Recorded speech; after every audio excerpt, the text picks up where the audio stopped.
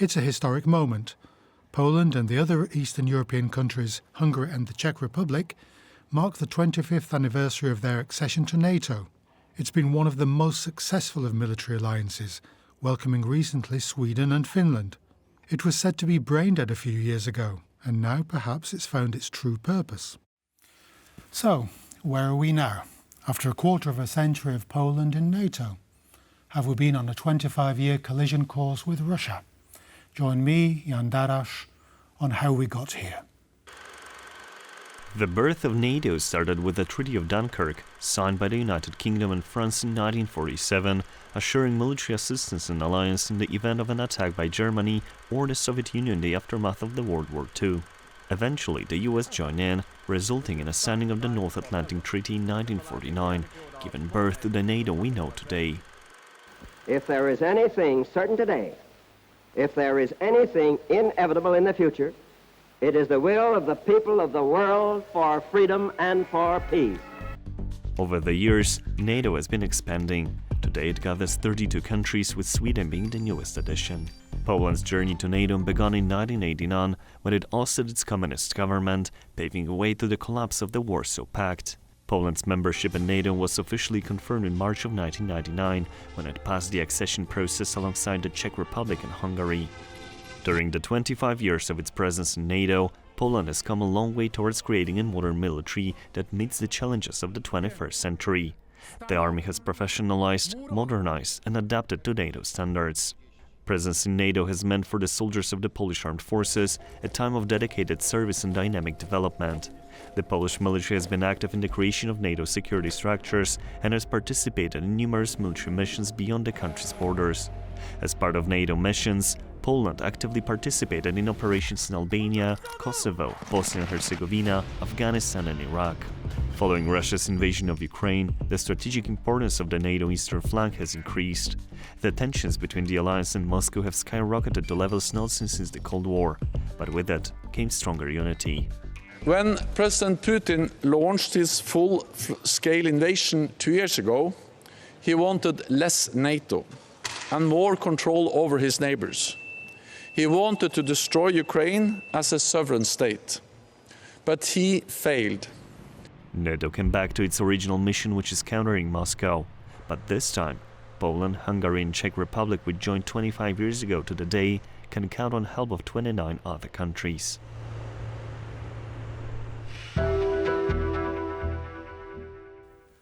My guest today is Jakub Graca, a NATO Fellow at the Centre for Eastern Studies here in Warsaw. Welcome to the programme. Thank you for having me. Now, let's go back to 1999 and the heady days of Poland's accession into NATO. Poland wanted to go westwards into the Western NATO alliance, but did NATO have the similar intention of expanding eastwards? What was the political situation, the political climate of those years, of that era? When we look in hindsight, the situation may seem different from what it looked like in fact actually in the 1990s. So the path for Poland towards membership in NATO was more rocky than it may seem from where we are standing. It was more rocky because the political climate those days were very volatile, both in Poland and internationally. When you look at the Polish political spectrum at that time, governments were coming in and coming out. Poland transitioned from communism to capitalism in 1989, but at that time, the leaders of the Polish state could not express Polish aspirations when it comes to NATO, to the Euro-Atlantic aspirations, because Poland was at that time still part of the Warsaw Pact, and the Soviet Union was still there. But it was still, sorry to interrupt, but it was still a long-term goal for these governments in the 1990s.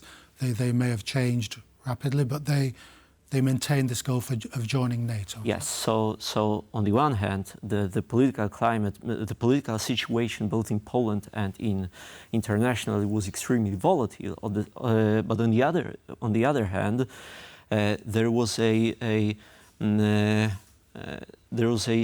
unity, a complete unity on the Polish political scene between political parties and between the incoming and upcoming governments when it comes to our aspirations for joining NATO. So that was very uplifting because and that was both uplifting for the Polish people and for the Western state leaders, because Poland was able to showcase to the Western leaders that it could have a president from one side of the political spectrum and the other president from the other side of the political spectrum, but both were on the same page when it comes to Poland's Euro-Atlantic aspirations, in this case NATO aspirations. Well, what was, you mentioned being on the same page there. Yeah. So what was the United States attitude to these convulsive movements in Eastern Europe? Did it want a buffer state, a buffer zone? Did it want good relations with Russia at the expense of incorporating these post-Soviet countries into NATO? Was there some fear about this in NATO and in the United States? The United States at the beginning of the 1990s, the United States was not wholly convinced that Central Eastern European countries should in fact join NATO, because in parallel relations with Russia, the building of relations with Russia was also important for the Western countries, including the United States. It took a lot of work. Poland had to laboriously work its way through the difficulties and different stances in the West at the time, to hammer its way into NATO. It was a great job done by many more or less silent actors, diplomats, politicians, and so on. But at the beginning, the United States was not wholly convinced. Poland was fighting, I would say, till the very end, till the 1998. When the accession protocol for Poland was ratified by all the parliaments of at the time 16 NATO countries, including the United States, where the Senate of the United States overwhelmingly accepted Polish aspirations.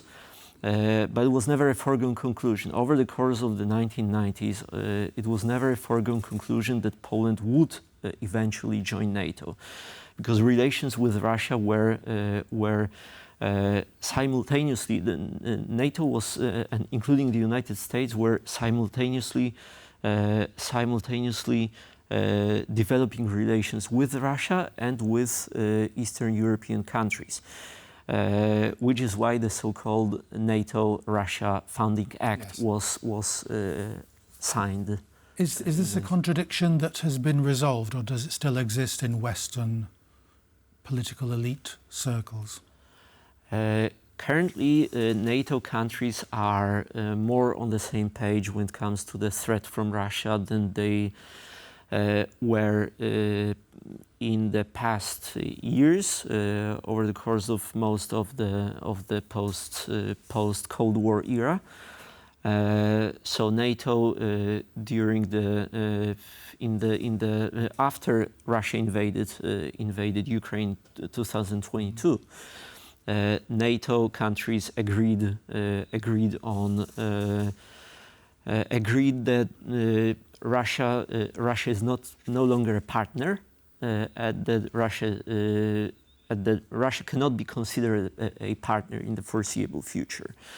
But we cannot be certain that we can never take for granted that the common stance within NATO will be upheld in the more distant future as well. It's an alliance of 30-odd countries now, isn't it? So it's even more difficult to... Yeah, it is an alliance of 32 countries now. It was an alliance of 16 countries before 1999, so it doubled in size. Yes.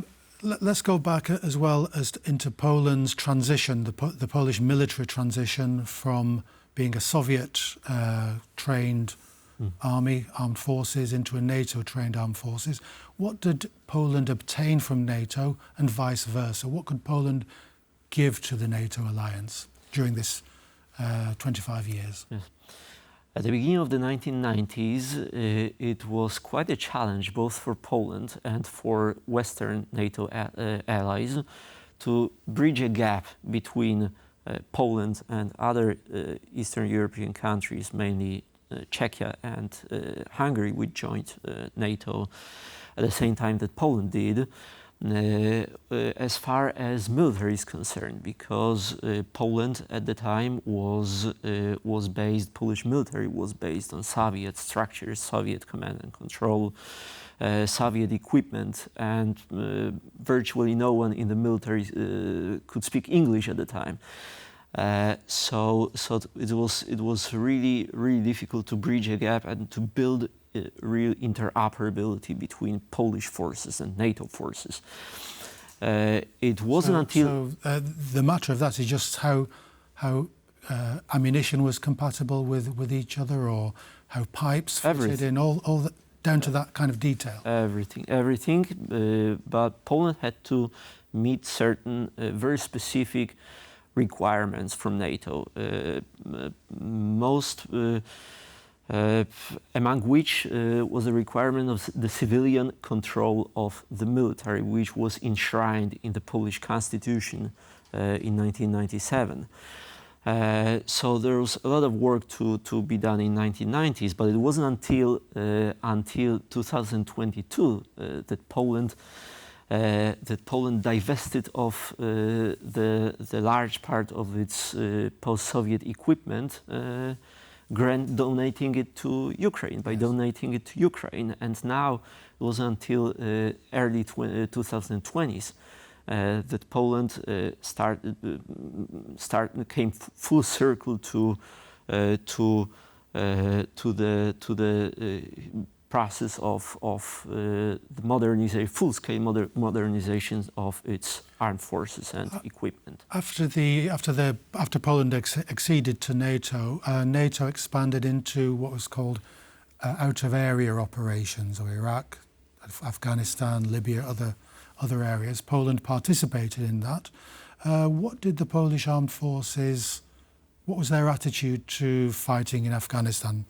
For example, was this something that Poland should do or could avoid, or did the military actually welcome the idea of fighting within the NATO ranks, albeit halfway across the world? Was there any doubt about these missions? There were a lot of doubts, but Poland was one of the first to fight. With our allies, Poland wanted to show itself and prided itself in being an exemplary member of the alliance, and fought shoulder to shoulder with its allies in both Afghanistan and Iraq. There were some doubts, but on the other hand, that was a unique opportunity for the Polish armed forces to learn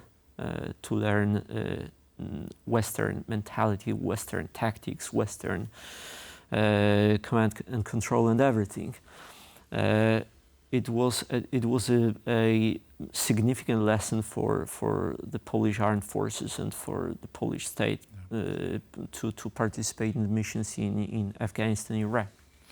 We have to wind up a fascinating discussion, by the way. I'm sure we'll have you back to discuss that scenario about our elections in the West this year. But Jakub Graca, thank you very much for coming onto our programme. Thank you very much. And that's all we've got time for today, so join us next time on How We Got Here.